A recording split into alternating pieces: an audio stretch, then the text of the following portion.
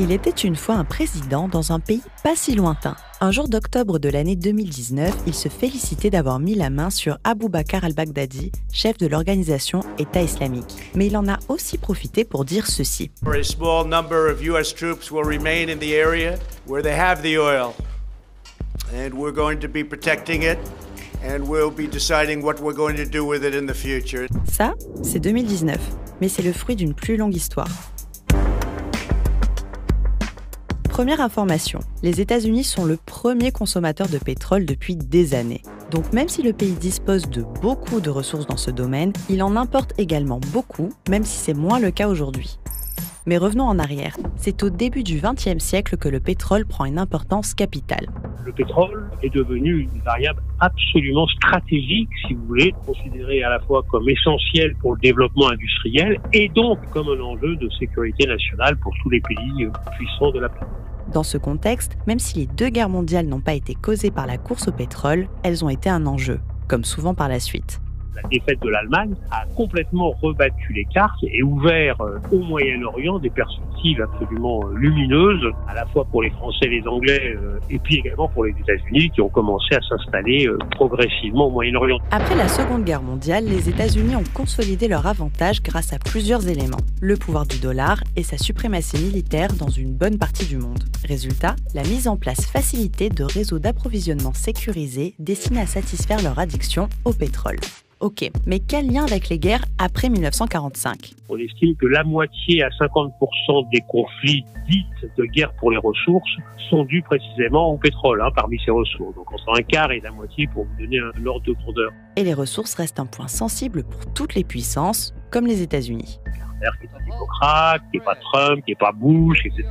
Il a dit en 1980, dès lors qu'on touchera à nos intérêts pétroliers, nous engagerons nos armées pour défendre nos intérêts dans le monde. Et ça passe par des guerres et des coups d'État, surtout dans deux aires géographiques. L'Amérique latine.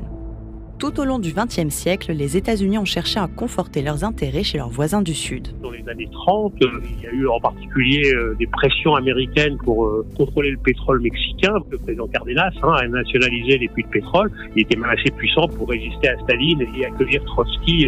D'ailleurs, la course aux ressources, pas seulement pétrolières, a mené à des pressions, comme par exemple au Guatemala, au Brésil, au Chili, ou encore au Venezuela, encore sous blocus aujourd'hui. Une autre partie du monde est aussi particulièrement visée, le Moyen-Orient. Et là aussi, c'est une longue histoire. Comme disait Claude Serfati, les États-Unis ont commencé à s'établir dans la région après la chute de l'Empire ottoman. Pour lui, la doctrine Carter gouverne encore la stratégie américaine dans le Golfe, confortée par l'attention obsessionnelle portée au pétrole durant les années 90, par l'administration Clinton et bien sûr par celle dirigée par Bush, père et fils. Si on regarde juste les interventions américaines, voilà les pays de la région concernés. En Iran, 1953, Libye, bombardement en 1986, Iran, 1988, Koweït en 1991, Irak en 1998, encore l'Irak de 2003 à 2011, la Libye en 2011 et enfin la Syrie et l'Irak dès 2014. Ces dernières années, quelques déclarations ont fuité sur les motifs de la guerre en Irak. La grosse différence entre la Corée du Nord et l'Irak. L'Irak nage dans une mer de pétrole. Je suis attristé qu'il soit politiquement inconvenant de reconnaître ce que tout le monde sait. La guerre d'Irak est largement une histoire de pétrole. Pour autant, si on ne peut pas confirmer que les interventions américaines sont faites pour le pétrole, on peut observer ceci. D'après ces documents, on retrouve certains pays dont les États-Unis importent le pétrole brut. Le Brésil, le Mexique, l'Irak, le Koweït, la Libye, l'Arabie Saoudite ou encore le Venezuela. Pour Claude Serfati, il y a clairement un lien entre industrie pétrolière et le secteur de l'armement. À chaque fois que les intérêts pétroliers sont en jeu, vous pouvez avoir derrière des intérêts du point de vue de ce qu'on appelle les systèmes militaro-industriels. Un exemple ?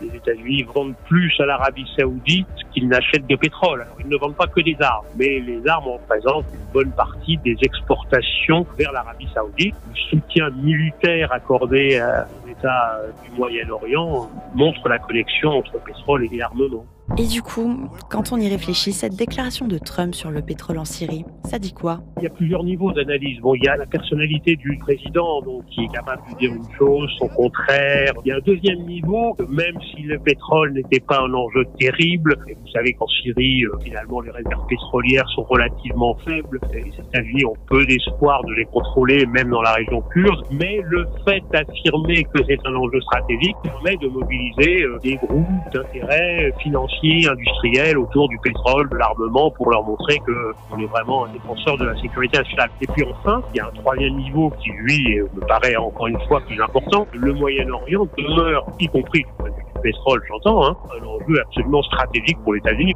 Mais quel est l'intérêt de faire les yeux doux au groupe pétrolier et ou à l'industrie militaire?